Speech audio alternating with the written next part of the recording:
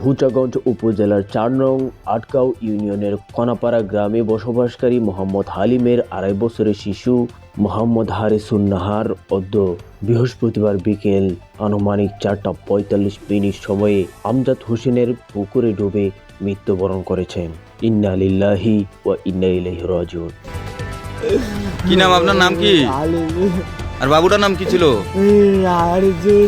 ঘটনার পর আনুমানিক ৪টার সময় পরিবারের সদস্যরা শিশু হারিসুন নাহারকে উপজেলা স্বাস্থ্য কমপ্লেক্সে নিয়ে আসলে কর্তব্যরত চিকিৎসক তাকে মৃত ঘোষণা করেন।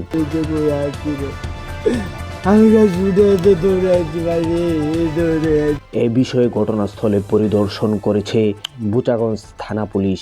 অপরদিকে শিশুকন্যা হারিসুন নাহার এর অকাল মর্মান্তিক মৃত্যুতে স্বজনদের বুকফাটা চিৎকার এবং নেমে এসেছে সুখের ছায়া।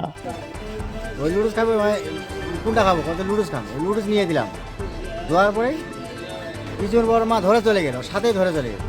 যাওয়ার পরে একটা শোয়া আসি, তুই খাবো, তুই লুডুস খাবো, ও লুডুস নিবি। তারপর কিছুক্ষণ পরে আমি দোকানটাতে বসে আছি, নড়ি পান্তায় নড়ি নেই। কিছুক্ষণ পরে পূজা করে চলে গেলাম। তারপরে দেখে যে মায়ের পড়ে গেল, মায়ের চেহারাটা বসো না, আর নাই কাহা আর কে আছে? বসো বসো